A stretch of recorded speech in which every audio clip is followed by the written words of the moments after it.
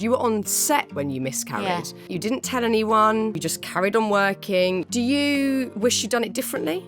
What does MILF mean to you? Because in the book you discuss the problems with the word MILF, which I hadn't really given the time to think about. Yeah, I find it quite insulting, but I wasn't quite sure whether I should appreciate it or tell people to F off. Because it feels a bit like a pat on the back, like a runner-up prize, like, well done, you're still attractive. Quite often I'm with a 7 and a 3-year-old. I'll have days where I've lost one or they nearly died, and it's commonplace. And your nervous system's supposed to recover, one just ran in front of a car today and there was a big crowd and da-da. But my life was flashing before my eyes and I don't really care what people thought about me, blood-curdling, screaming. You've got this. I hate that expression so much. No, actually today I don't have this. I feel awful. Last week I felt so overwhelmed that I actually started wishing that I would take myself to A&E and say, I'm mentally too unwell to deal with life.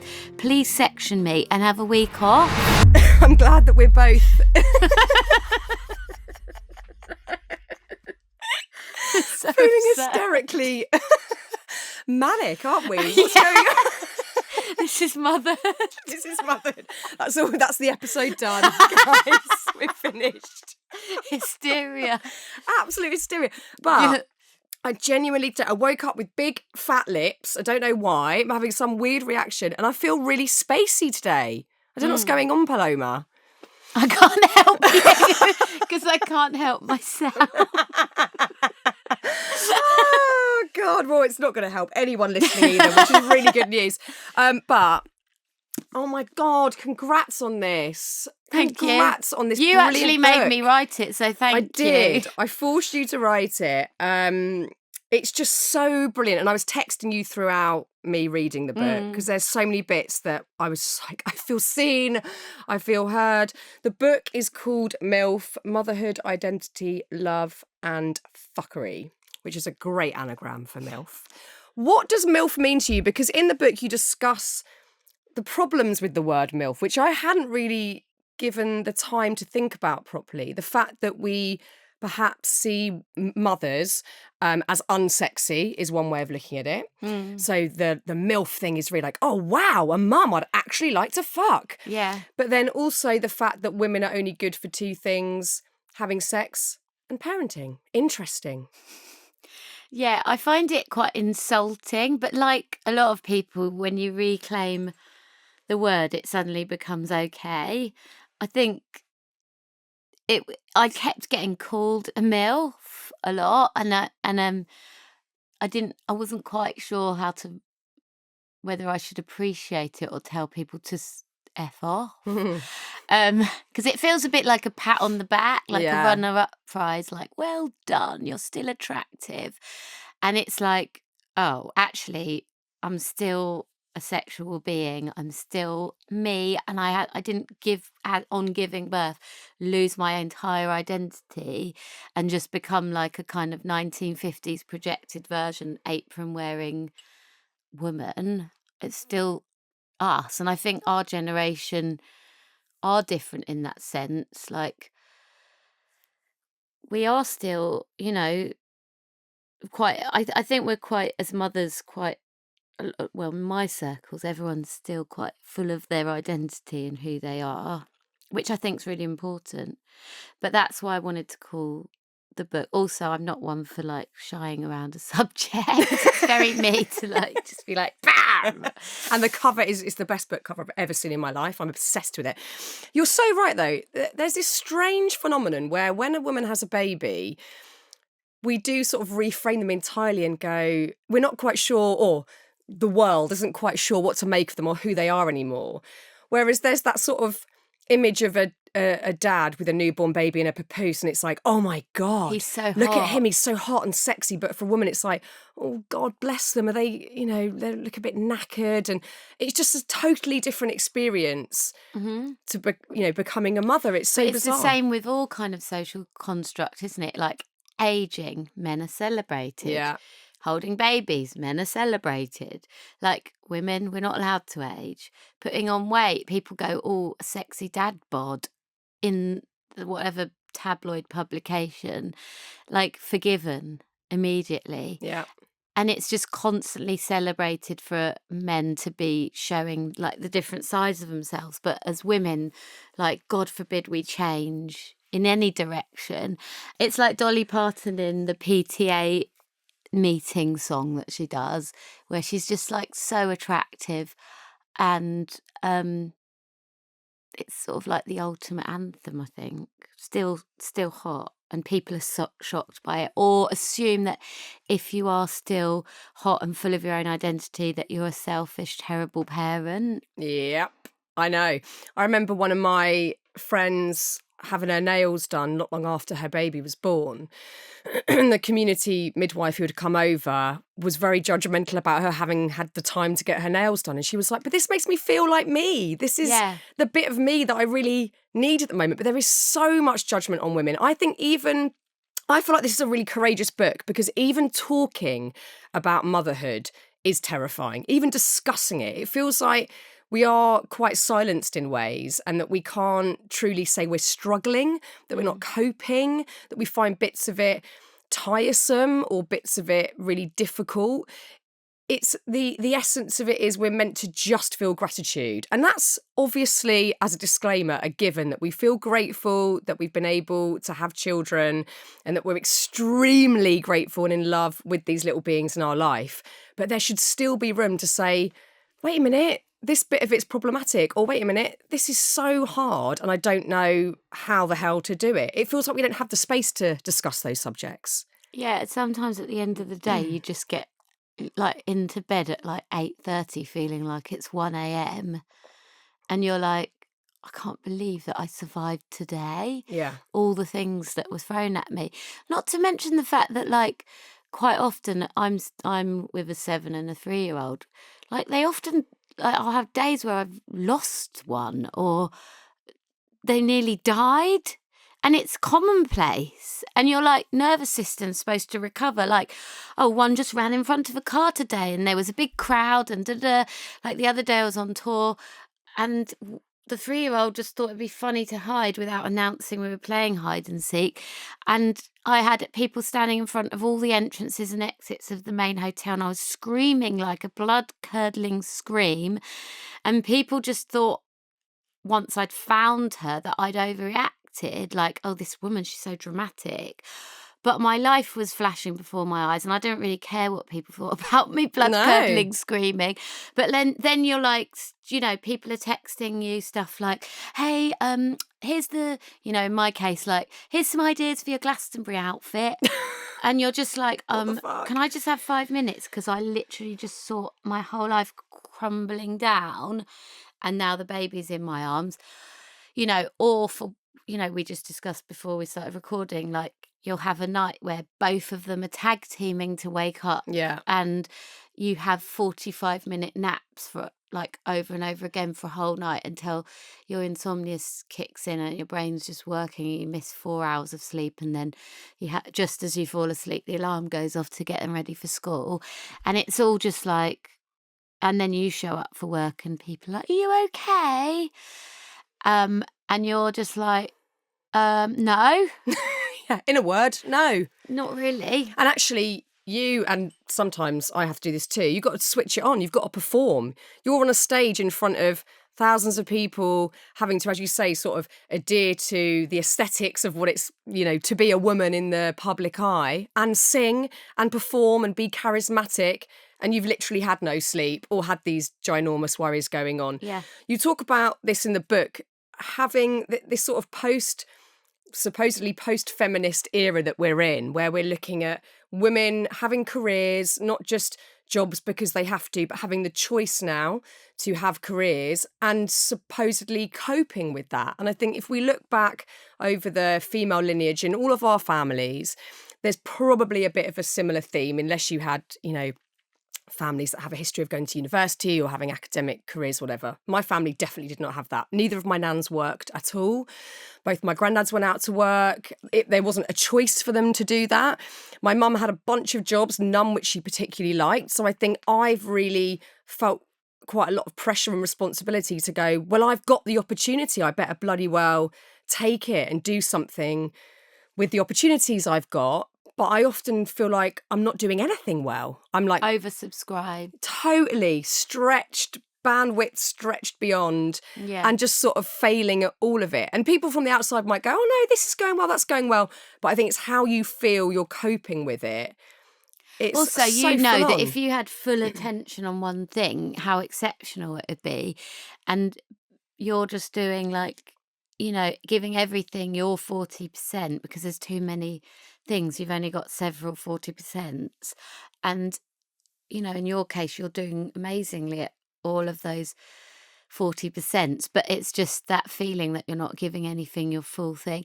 And also, I really worry as well, like with the modern age, that I'm often preoccupied when I'm around my children, because I'll be like replying to a message or like getting a work call, pushing a pram, taking them to the park at the same time, trying to be like a present parent, but never fully present in anything.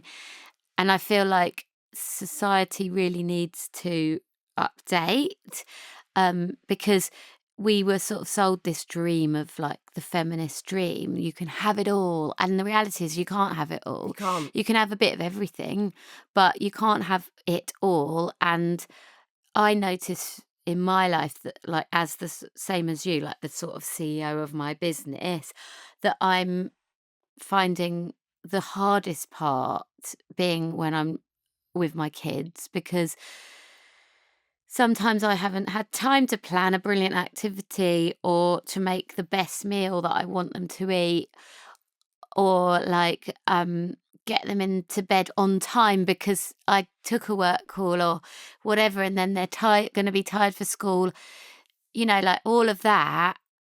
And and then you're sort of like existing around in a heteronormative sense. I'm not speaking about anything other than that at this point. You're sort of around like a heteronormative guy who thinks that his contribution as either, I mean, I didn't even have that, but like that just contributing to finances is as much as what you're doing, and it isn't, because knowing what it's like to contribute to all the finances in my case, and also the silent emotional load of what you're doing to be a parent, and the non-silent emotional load of what you're doing to be a parent, is overwhelming and too demanding. And I just think that society's very complacent and takes its mothers for granted. I think that's what I wanted to kind of put across in the book, because the kind of like annoying part about this book, I think, is that I think quite a lot of women will probably read it, but who I'd like to read it would be male fathers, because I think that there's this kind of idea that like a Mother's Day breakfast in bed is enough to say a bit of dry toast and clap, clap, clap, we love you. It's not enough. I literally just want to throw it in the bloody bin. I can make my own toast, but can you see that I'm doing a repetitive action every day that you could just say, I'm going to do that? And in some cases, in marriages, it's been 10, 20, 30, 40 years of people watching their mothers or their wives doing this same thing over and over again. And it's like, why aren't you just doing it? Like, I think it needs to change in two areas. I think that men need to be raised in a different way. I think they need to feel raised to actually feel more responsible. I think girls are raised to feel responsible for a lot of stuff: emotions, people's feelings, housework, contributions, like all of this stuff, responsibility. Like I have two daughters, and I hear myself talking to them, and I think, if I had sons, I would do this to them as well. Like, you are responsible for others' feelings. You're responsible to notice things.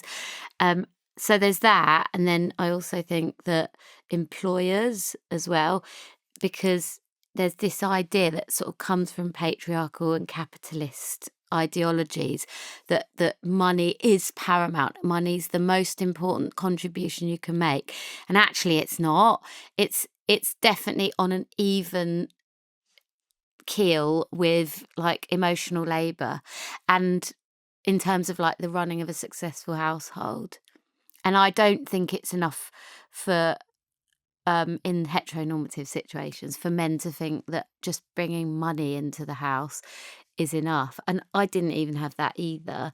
But like, I think quite a lot of situations are like that. But as somebody who brings money in, I know that my workload on an emotional level is way harder. But the point is, you, like many women out there, are attempting to do it all, to fulfill all roles. So you're a career woman, you're driving this brand, this company that is Paloma Faith, but you're also nurturing and ensuring that you are instilling these, things into your kids, but also keeping the house running and the level of worrying that you're doing. And I think for many women today, we feel like we've got to be it all to have a whole life. So you've got I get annoyed as well with people saying, oh, she's a bit snappy or she's a bit irritable. And it's like always blamed on our hormones. But my experience, just like when you get drunk, it's like it's the same feelings. It's just that you express them differently. But it's like this vilification of like basically someone who's overloaded and overstretched.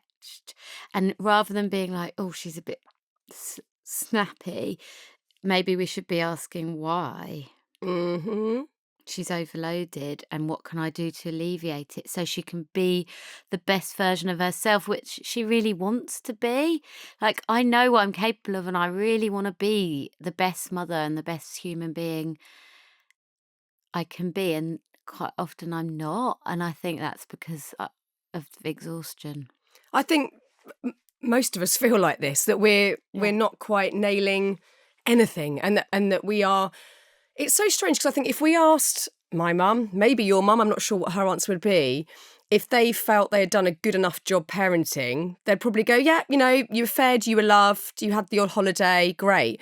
Whereas the pressure for us now feels immense. It's more sort of emotionally nuanced, that we're meant to be raising kind people, empathetic people. But then that we've also got to emotionally regulate all the time, which we know is important, but at times feels utterly impossible. And I constantly worry like, oh my God, is my kid going to be in therapy in 10 years because I said this one thing or I did this one thing or whatever? I don't think those thoughts were necessarily at the forefront for the... I feel guilty about something that happened this weekend, which is really appropriate to what you're saying. I was really overwhelmed and I was upset and I was crying and I was just... But there was no one else there except me and my kids, and we were in a cab back from the airport, and I'd just been on this European tour and took them with me.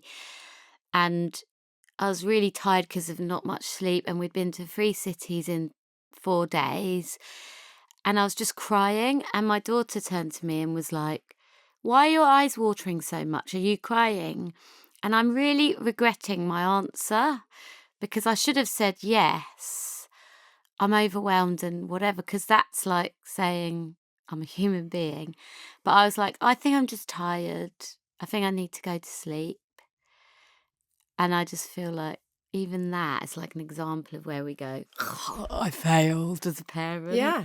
I think most of us go to bed feeling like we've done something wrong every day, which is just causing even more pressure for all of us. Like we're looking for this level of perfection in all areas that isn't there. And going back to something you said a moment ago, looking at the sort of disparity often between men and women in heteronormative relationships, when a man decides to take paternity leave or is a stay-at-home dad, which does happen here and there is immense praise. There is immense sort of highlighting of that individual. Like, oh my God, that is such sacrifice. About in the book, the woman who says her husband stays at home and she's lucky. But then for women, it's not even like it's ignored. There can often be judgment on that choice. So you can't win. I think that's what it feels like. If you choose to have a career, or many people just have to go to work, that's the norm, then there's judgment on, oh, you're leaving your kids. But then if you do choose to stay home, or you're in the position where you can be a stay-at-home mum, it's like either, oh, good for you, or don't you want a career? Like, there's never an easy option for a woman in this situation. You're judged in whatever you do. Whatever you do. And there's a lot of terminology, you know, particularly having experienced, as I speak about in the book, fertility treatments, that even at that stage, a lot of the language is like, there's a lot of implication of female failure. Mm-hmm. So they will say, like, your transfer has failed, or you failed to sustain this pregnancy when you have a miscarriage, or I think I've been told, like, that my uterus was an what was it? Something like an uninviting environment or something. I can't remember the word they used, but it was like, it's all about saying, like, you're not good enough, you're failing. That's during fertility treatments. Then you, like, have a baby, and then it's like, did you succeed with your breastfeeding, or did you fail to develop a good latch, or whatever? And it just keeps going on and on and on. And it's the vocabulary that we're surrounded with that's all perpetually just punching us in the head. Like, even like when you get to reading age, and it's like, is your child reading? And you feel to blame if they're not. Yeah. Even if they've been diagnosed with whatever learning difficulties, you're like, it's my fault. I didn't have enough time to sit and read with them. Or maybe I shouldn't be so lax about it, or whatever it is. You just feel like everything's your fault, and judgment. Like, Yeah. my kid killed a ladybird the other day, and I felt like I'd failed, because I was like, I'm sure I talked to them about, like, how sacred life is so many times. This ladybird. It's a ladybird that will tip you over the edge. If you're having a shit day, that ladybird is like, that is it. It's a symbol of everything going tits up. It's so, honestly, this is why I was reading this book. As you can see, I've dogged 8 million pages, because there's just so many bits where, like, I wasn't the sort of person that read many books about parenting before I had my kids. I just thought it's too overwhelming. I'm going to get really confused, or I'm going to end up feeling more guilty if I haven't followed this prescribed way that I should do things. And this is why I loved your book, is that there is absolute valid advice in there, which is coming from someone that is living and breathing it. But there's no level of judgment. You're doing the absolute opposite. You are getting rid of all this bollocky stigma that surrounds so many things to do with motherhood, and just going, let's get it all out on the table and talk about this. This is real for so many people out there. Let's just be honest about it. And the whole thing just felt like a breath of fresh air. Even going back to breastfeeding, which you mentioned a moment ago, and the guilt and the pressure and the situation where you can't win if you do or you don't do it. Are you doing it right? You're not doing it right. But if you are managing to breastfeed, when you're out in public, it doesn't even feel comfortable to get your boobs out and do it, because people might look at you, or you feel like you are being watched. It doesn't feel like there's any space just to be, and be the kind of mother that you want to be. And I guess it comes down to intuition. You have to go on what feels right to you. But for many of us, our intuition is buried so deep, because we are so bombarded, whether it is by books or by imagery on Instagram of sort of the perfect family, perfect children in clean clothes, all smiling and playing nicely. So the starting blocks are shit, to be honest. And we need to actually just go, what do I feel is right? You know, I know myself and my kid better than anyone. What do I know to be true? But it's really hard to get there when you're knackered and when you're overstretched. It's really hard. Yeah, and you've lost perspective because you're so exhausted. You don't even know what's right and wrong anymore anyway. No. But I do think, like, the mindset with parenting is do your best. Yeah. And I say it in the book, like, we all try and do our best within whatever our circumstances are. People have children in really horrific circumstances, and they blame themselves, but all mothers try and do their best. And I think it's really awful to judge. Like, you know, I hate it when I hear about, you know, women who've had mental health issues, or maybe their babies had to go to foster care for a bit. Like, they're not trying to do their best. And it's not fair to go, oh, terrible parent. Like, people are trying, and it's difficult. So that's a lot in the book. But there's also stuff in it that I think is important that separates the woman from the child. Like, I didn't want to write a book that's just about being a mum, because the kind of whole premise of it is also about being an individual that also has kids but has another life. And also, like, the situation and journey of, like, going from being in a co-parenting, living together situation, and then now separated, and, like, this whole world that's opened up to me of insanity. Like, just being a single woman again is mad. Because when I broke up with my kid's dad, there was no dating apps. And then I've, like, broke up with him, and now that's the only way you meet anyone. And it's like a Wild West, and there's so many mad people out there. It's just, like, weird, the whole thing. And you're in the public eye, just to throw another spanner in the works. I know, and everyone wants to go on a date with me, even if they're a good person, even if they're a bad person. Because if they go on a date with me, they might have a laugh with their mates. So it's like there's no filter really, because at least, like, if you're not in the public eye, people might be like, no, I'm not that, I don't really fancy you. But even if they don't fancy me, they still want to go on a date with me. So I get to, like, meet people sometimes who are just, it's obvious they don't fancy me. Mate, and they're just like, you're a famous person. Oh my God, the whole dating app thing, it absolutely... Was there a bit of you that was excited to get back into dating? Or to I thought it would be apps? funny. I've never really been a dater anyway. I've never met anybody in that way because there wasn't apps before. I've always just felt a chemistry with people, and then either it works or it doesn't. But I don't meet anybody in my job because it's just always buzzy and there's no one around, and people find me inapproachable, I think. Because you're in the public eye? Yeah, I think because usually in most situations I walk into, the focus is on me, so people don't really want to be seen to, like, approach me because it's intimidating.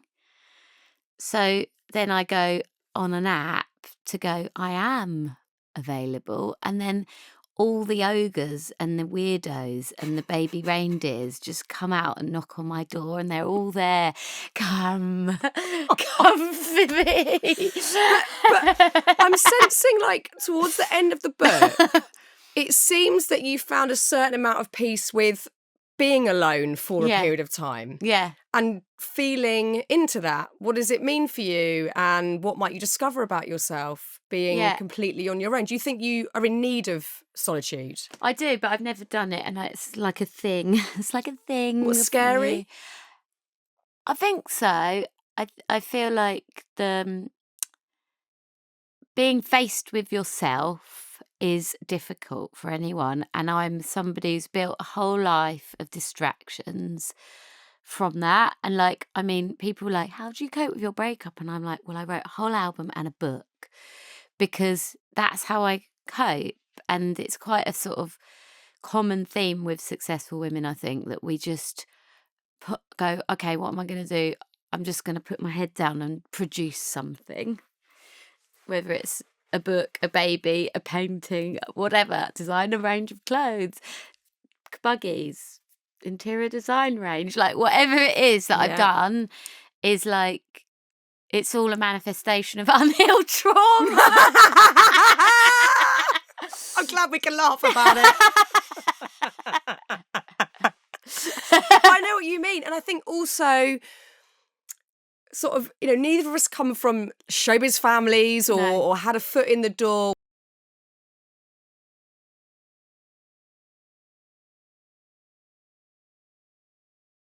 Working class families, and really worked hard to, like, get a foot in the door. Yeah. So I think even when you go through mental turmoil or in a shitty situation, you don't feel like you've got the time to go, oh, I'll press pause a bit. You push on. I mean, I certainly push on, and that's just the way that I've always gone about things. I don't like it about myself. When you come from, like, a working class background, you always think that the money's going to stop. Yeah. So you have this idea that you've got to just keep going, doing it, because what if you stop for 6 months and then the momentum goes and you lose it all? I really sensed that when you were talking about Miscarriage, where you quite literally pushed through a miscarriage. You were on set when you miscarried. and you didn't tell anyone. You just carried on working. You were on set filming like fight scenes whilst miscarrying. And then your mentality was also just to push on. Do you wish you'd done it differently? No. I've had a couple of friends recently miscarry. Like, somebody who works with me was on stage with me and miscarried. And I just completely understood. I mean, I asked them, please don't feel you have to come on. But they were like, I want to. I don't regret doing that. I think that what would I have done? Go home and just think about it and like feel sad and lost? Or I could just go and still do the thing that was tangible and was like, is like, it gives me so much joy, my working. So I just stayed doing that because that's something that was real, rather than go home and like mourn something that wasn't going to happen. And also, you were going through fertility treatment. So in your mind, it was, let's try again. Yeah. And you say in the book that you hadn't necessarily realised at the time the strain that that would put on you and your partner at the time's relationship. At what point did you think, oh, I can see the cracks here. This is not going well? A few weeks after, I think, there was like a lot of tension. And I think it was more about neither of us really communicating. I don't know if you've seen it, but it's an amazing series called Scenes from a Marriage, like a remake. And there's a scene in that where she gets pregnant and they've got an older child, but their marriage is in trouble and she has an abortion. And it's so amazingly shot because she asks him to leave the room so she can be on her own a bit. And I think that, like, as a woman, you give up your body for these things. And I don't think that I talked to him about his experience of it because I wanted to sort of internalize and process my own experience of it. And I think that was upsetting for him and our relationship, was that basically we separated rather than came together in that situation. You seem to now be in a pretty good place, amicably co-parenting. Oh, with him, yeah. Yeah. Yeah. Yeah, we're really in a good place. I think we've done a lot of work. I speak about it in the book. We went to separation therapy with like a mediator and kind of learnt ways to communicate that weren't just like emotionally infused and reactive. And what's really apparent really is like we really love each other and we really respect each other. Maybe now we have a relationship that's better than a lot of actual marriages that are together because there is no expectation anymore. And it's like your expectations not being met is really resentment inducing. And I think that I have very few expectations of him now, only really just like as a parent rather than like how he treats me. I think that's taken away so much pressure and it's very functional now. It's really good. And even like at times, like friends, like we might call each other and go, I've got to tell you this funny thing that happened. That's so good though. That's great. Yeah. And it's interesting how that level of communication has heightened since you've split up. Mm-hmm. And that when you were together, that wasn't necessarily the case. Yeah. But obviously, like, I don't want to be like, not to badmouth, but I don't want to come on like a Gwyneth Paltrow character and say I've got it all nailed. Like, there are times where I am livid with him and he does something that reminds me of the reason why I'm not with him, and I'm so grateful for those moments because otherwise I'll just be stuck in this kind of perpetual like, why don't we just make it work? Like, sometimes I'm like, I'm actually glad that you said this. He's just like, what? You're so annoying. Me too. I think that's just as important. It's just that it's not as debilitating or it doesn't, like, our whole worlds don't fall apart if we have these moments. And also we've got this kind of weird confidence about our relationship which we didn't have, I think, when we were together, where we can have an argument and know no one's going anywhere. We can have like a big blowout, not speak for a week, and then one of us will just say sorry about whatever. Yeah. And then it's fine. There's like confidence, whereas I think when we were together, maybe we didn't have that as much. It was always feeling like life or death, maybe. It's so good that you're just talking about this honestly. I don't think many people do. They don't talk about any of this stuff honestly. I think we just sort of always pretend like everything's going great, or we pretend to be much more sort of normal than we are. I mean, I've certainly done that over the years, but I actually find the times when I'm completely honest about things that I feel worried about or scared about are the bits that connect me the most with everybody around me, or people that are reading my books or listening to my podcast. Yeah. It's because we're all in the same bloody boat. We're all, as you say, trying our best, giving it a good go. The other parts of the book And where we're all mad. And we're all absolutely mad. That was one of the things I completely. loved when I was listening to Alain de Botton talk about going on a date We with love him. someone. And he was like, you should just ask them, like, how does your mad manifest? Yeah.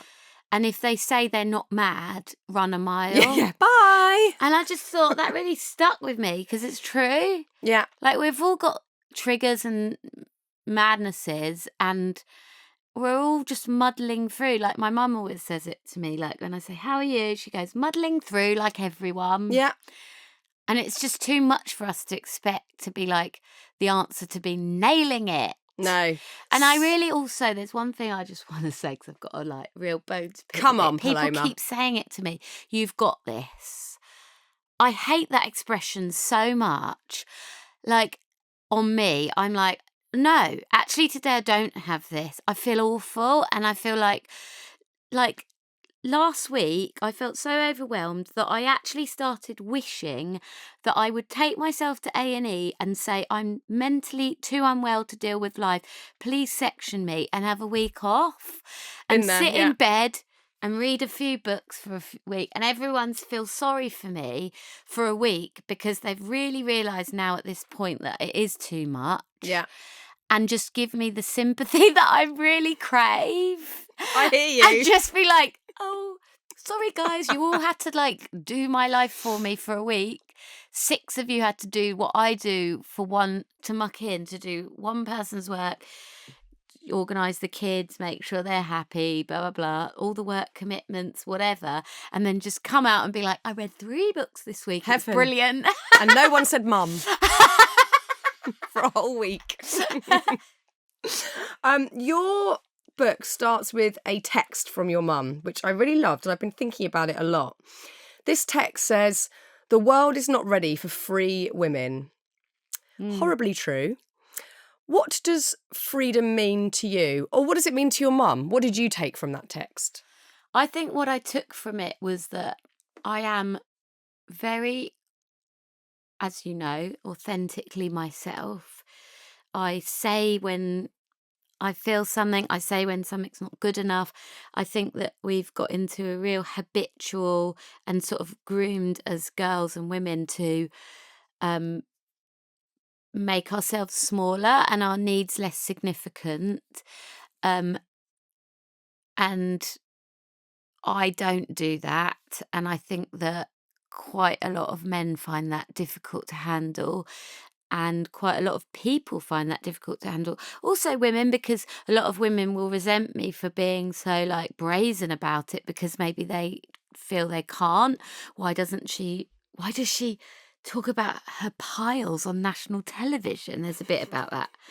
I like that story. Like, it's just so vulgar, and it's like, it's because I interpret that as like, you're kind of upset that I'm sort of owning my truth.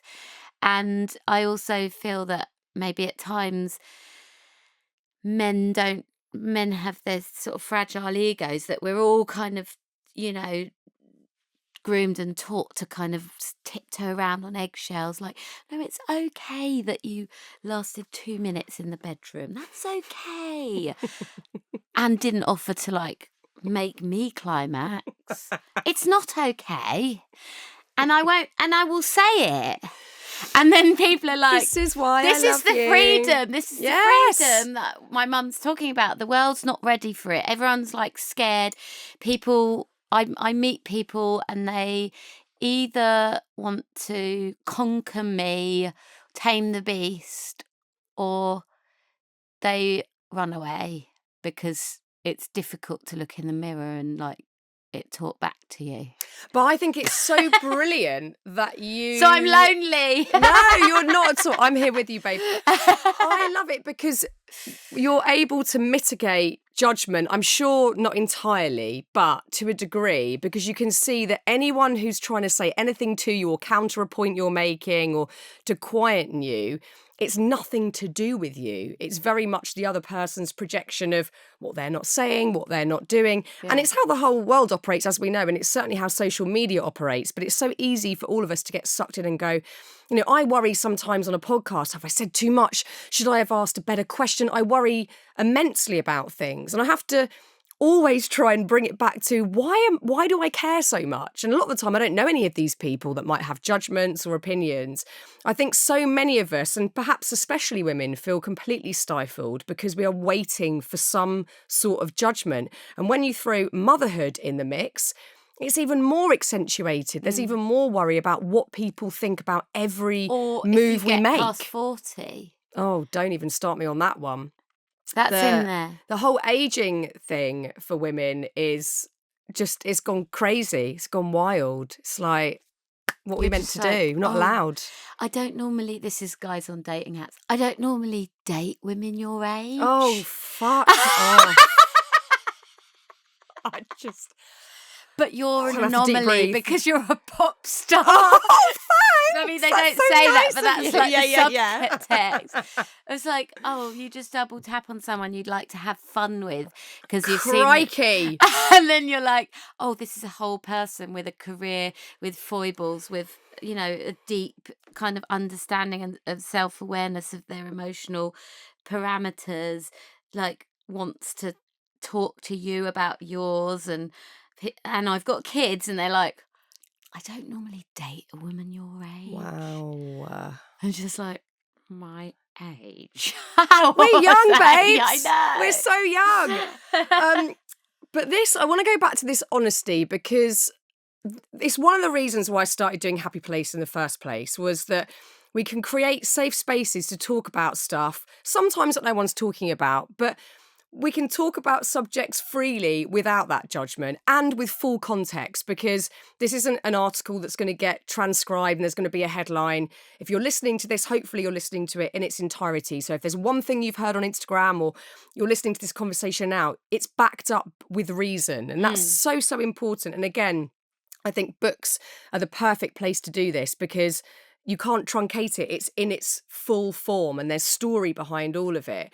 And I found it extremely refreshing to read about your pregnancies and admitting that you didn't like being pregnant. Again, that is strangely a taboo thing to admit. But why are we not allowed to say if we enjoyed it or not? It's really hard work. Yeah. And some people love being pregnant. And I say that in the book. Like I say, for those of you that love it and ooze beauty and everyone thinks you're amazing, like, I really am happy for them. But that chapter I wrote is not for them. This chapter's for people who struggle with it, who feel really debilitated, who maybe are more prone to, like, psychological shifts, depression, whatever. I've got a friend at the moment, one of my best friends is pregnant. And I was so relieved because I said, do you like it? And she just said no. And I was so happy for her. And I was like I didn't. It's fine. It's okay to say, this is like literally me doing what I need to do to get to the end result that I really want. Yeah. So I have to like the whole process. No, I was sick every day when I was pregnant with my daughter. And it was massively depressing. Like some days I couldn't leave the house. I felt so ill. I couldn't have lights on. It was like extreme sickness. It was such hard work to get through it. But I do think it's been sort of socially instilled in us that we're meant to just be grateful, full stop, and feel like we're blooming. Also, like my ankles swelled up so much. I had such bad water retention. I wasn't like, you know, a model that's pregnant that I see these like tall people who can carry it really well, a bowling ball type, usually a boy. Yeah. I had 2 girls. I was pregnant everywhere. I was pregnant in my nose, in my earlobes, in my mouth. My ankles went up so huge. I didn't feel amazing pregnant. And I also think that when you do IVF, because you're pumping yourself full of like kind of fake hormones, you tend to like balloon up it more anyway. And I didn't feel attractive or myself, and I did feel very detached from my own body. It was alien to me. Well, it is the most bizarre thing to go through. Even thinking about it now, my kids are 8 and 11, and I look back and think, oh my God, I can't believe that I was pregnant and these little beings grew inside. I find it bizarre to think about. Also, I really want to talk about post-birth because was it with your first child you had postpartum psychosis? Or was it the second child? First child? Yeah, I had like a psychotic break kind of for a day, yeah. And so what did you experience? What happened? So I had like a quite difficult labour because I had PROMS, premature rupture of membranes. So I was leaking water from my pregnancy after only 7 months pregnant, and I was told that I should induce and that I should get the baby out because I'd be at high risk of infection. And my gut, like every bone in my body was like, no, that's not right. And so I was like, is there another option? And they were like, you go on bed rest and you just drink 700 litres of water a day. I mean, it was 4 litres a day they recommended to replenish what was being lost. And so I did that for 3 weeks, and I had like proper contractions for a week before that, and I was being really stubborn. I don't know whether that was a good idea or not, but I was trying to keep her in long enough to like grow. And then at one point I was just like in bed kind of making animal noises that were like definite labour, and my partner was like, you're in labour and I'm not going to listen to you anymore, we're going to the hospital. So we did, and they were like, yeah, you're in labour. And so that week I'd only had 3 hours of sleep because of having contractions all the time. And so I was like all over the place. And then I did like 21 hours of labour before an emergency C-section.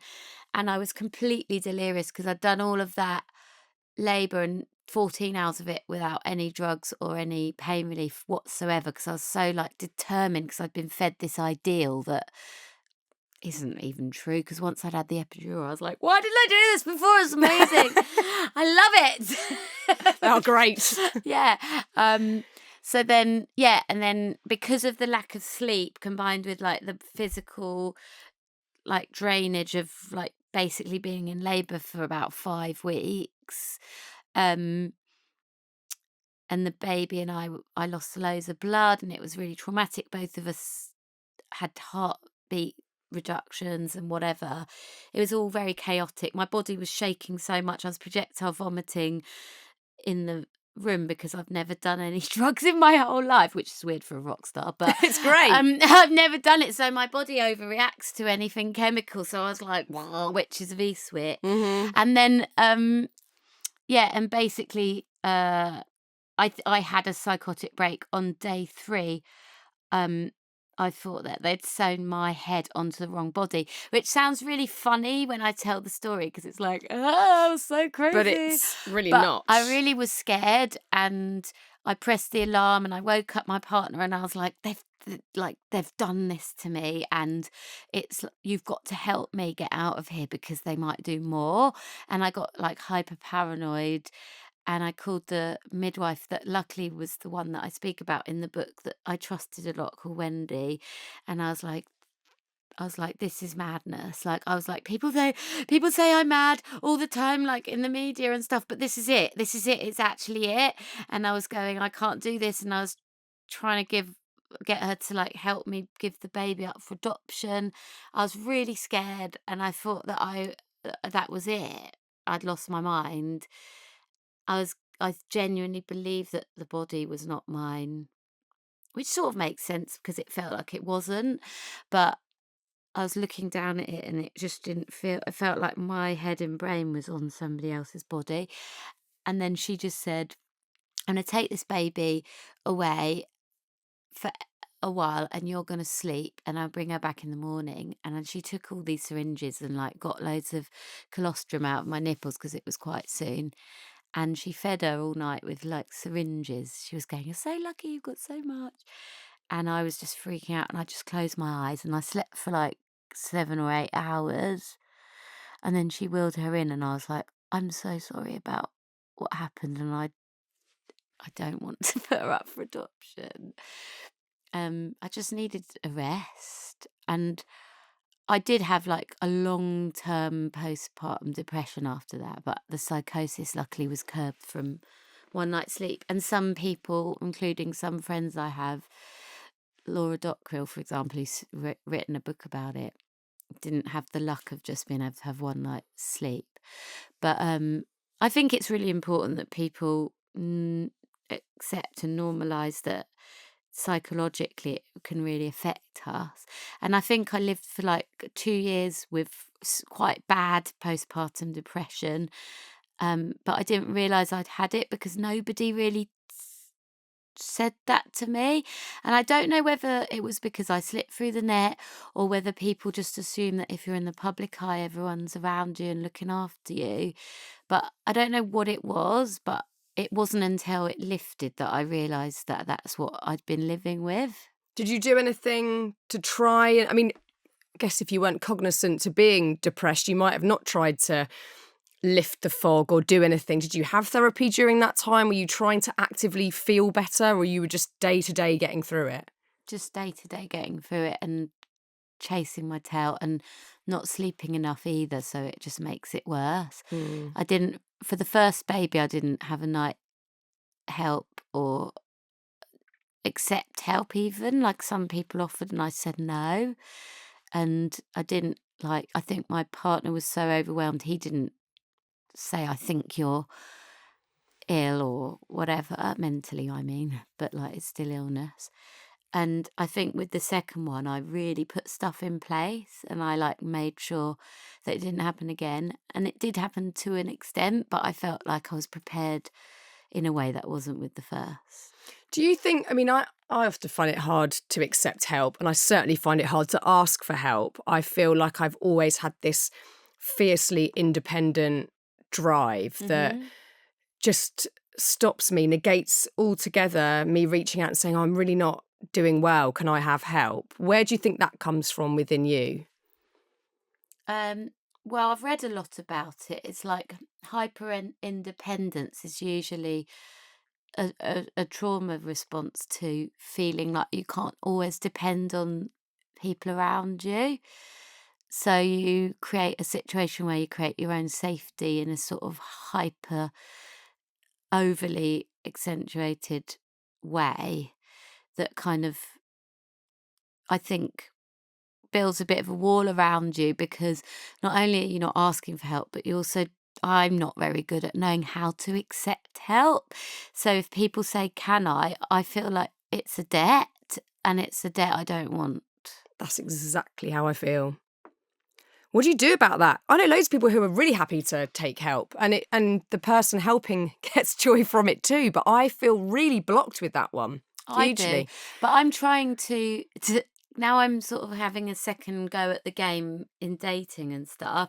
I'm sort of trying to like meet people, or what I'm looking for is someone who is who they are today rather than somebody that has potential to be something else, and also somebody who is good at accepting help from me but also offering help back, and that's so much more scarce than you'd imagine. Mm. Because I tend to meet people who want a lot from me or see me as this strong person and then like, please look after me because I'm so good at looking after everyone and everything.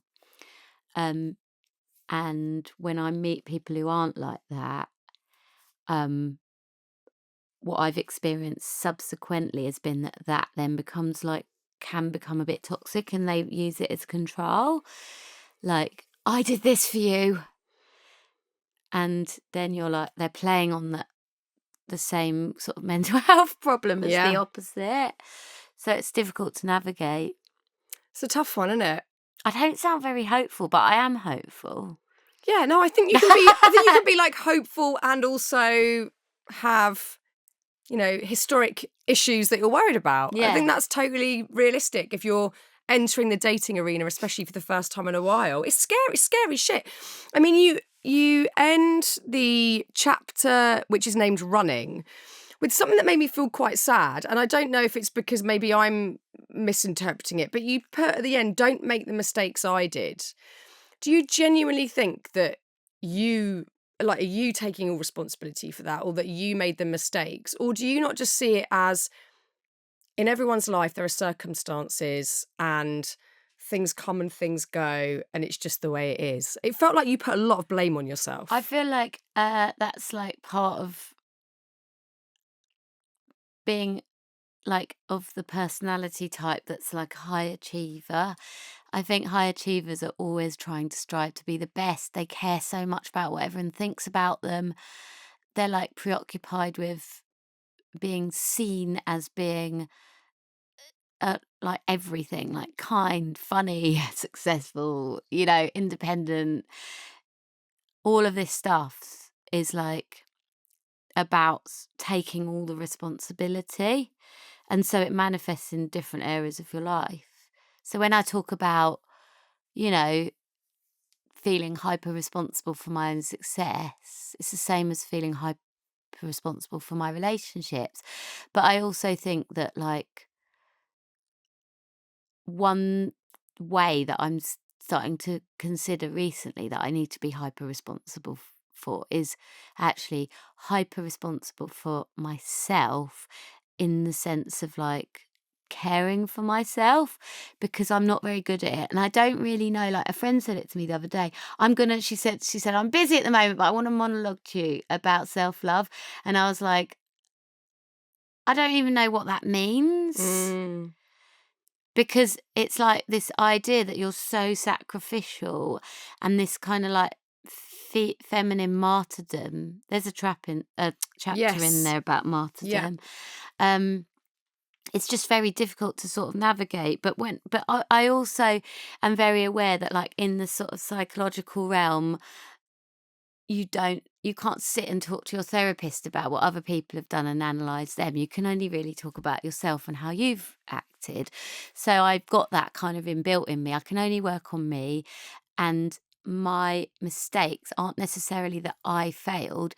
They're also my mistakes. I acknowledge that maybe my choices weren't right, that maybe I was like completely and utterly preoccupied with this idea of like romance and love, and went for that and didn't think about the person being able to like have a successful long-term relationship with me that was able to kind of ebb and flow with time and our different changes. I think when you first meet anyone, you're always right for each other in that moment.